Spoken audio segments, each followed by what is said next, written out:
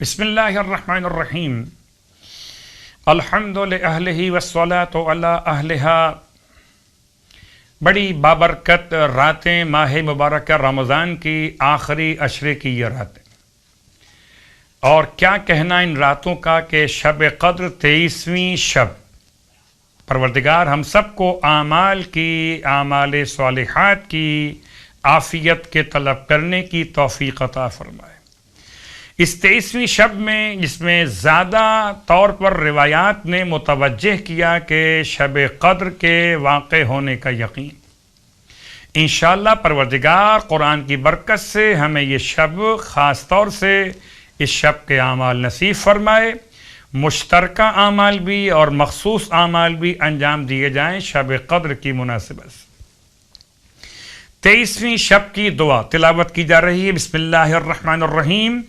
اللہم اجعلنی من اوفر عبادک نصیبا من کل خیر انزلتہ فی ہذہ اللیلہ او انت منزلہ من نور تہتدی بہ او رحمت تنشرہا او رزق تقسمہ او بلاء تدفعہ او در تکشفہ وَاكْتُبْ لِي مَا كَتَبْتَ لِأَوْلِيَائِكَ الصَّالِحِينَ الَّذِينَ اسْتَوْجَبُوا مِنْكَ الثَّوَابَ وَآمَنُوا بِرِضَاكَ عَنْهُمْ مِنْكَ الْعِقَابِ يَا كَرِيمُ يَا كَرِيمُ صَلِّ عَلَى مُحَمَّدٍ وَآلِ مُحَمَّدٍ وَافْعَلْ بِي ذَلِكَ بِرَحْمَتِكَ يَا أَرْحَمَ الراحمين۔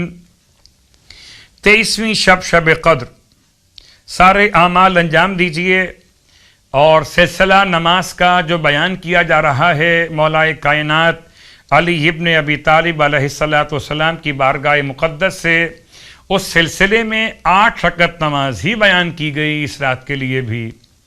نمازوں کی روایات بہت زیادہ مختلف کتابوں سے مختلف انداز سے علماء نے بیان کی ہیں۔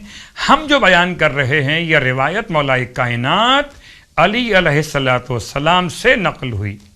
8 رکعت نماز 2 رکعت کر کے صبح کی نماز کی طرح 23ویں شب کی نیت سے انجام دی جائے۔ امام فرماتے ہیں اس نماز کے پڑھنے والے کے لیے آسمان کے دروازے کھول دیے جاتے۔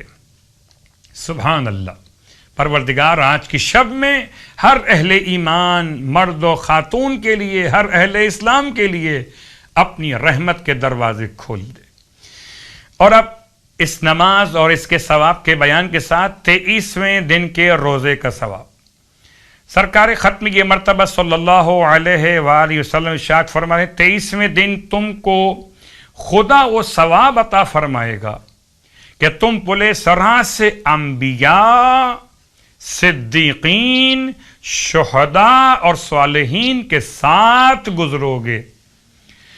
گویا تمہیں اس طرح ثواب ملے گا کہ تم ان کے ساتھ گزرنے والوں کی طرح ساتھ ساتھ چلو گے، اور گویا تمہیں اس طرح ثواب ملے گا کہ تم نے میری امت کے ہر یتیم کو کھانا کھلایا ہو اور ہر عریان کو لباس عطا کیا ہو۔ 23ویں روزے کی دعا۔ بسم اللہ الرحمن الرحیم۔ اللہم اغسلنی فیہ من الذنوب وطہرنی فیہ من العیوب وامتحن قلبی فیہ بتقوی القلوب یا مقیل اثرات المذنبین۔ اور چونکہ روزانہ آپ کی خدمت میں نماز کا تحفہ پیش کیا جا رہا ہے، اور آج جو نماز آپ کی خدمت میں پیش کی جا رہی ہے یہ نماز ہے حاجت کے پورا کیے جانے کی ایک اور نماز۔ کف امی نے اس نماز کو روایت میں امام جعفر صادق علیہ السلام سے اس طرح نقل کیا۔ کیا فرماتے ہیں اگر کسی انسان کو کوئی حاجت ہو تو نصف شب کے وقت میں غسل کو انجام دے، پاکیزہ لباس پہنے، باوضو ہو کر، اور پاک اور پاکیزہ برتن کو ساتھ میں رکھ کر 10 مرتبہ اس پر سورہ انا انزلنا کی تلاوت۔ کسی برتن میں پانی لیا، گلاس میں یا کپ میں یا کسی پانی کی بوتل وغیرہ میں، اس میں آپ نے پانی لیا، 10 مرتبہ سورہ انا انزلنا کی تلاوت کی، اس پانی پر دم کیا، اور اس کے بعد خود مصلی پر جہاں سجدہ کرنا ہے اور خود اپنے لباس پر پانی کو چھڑک لیا۔ اس کے بعد 2 رکعت نماز اس طرح بجا لائے کہ الحمد کے بعد سورہ انا انزلنا ہر رکعت میں تلاوت کیا جائے، ایک مرتبہ ہر رکعت میں الحمد کے بعد انا انزلنا کی تلاوت، اور اس کے بعد اپنی حاجت خدا کی بارگاہ میں طلب کرے، انشاءاللہ خدا اس کی حاجت کو پورا فرمائے گا۔ اس کتاب کا حوالہ ختوم و اذکار کتاب مصابیح القلوب سے۔ پروردگار تمام اہل ایمان کی مشکلات کو دور فرمائے اور تمام کی حاجات شرعیہ کو پورا فرمائے۔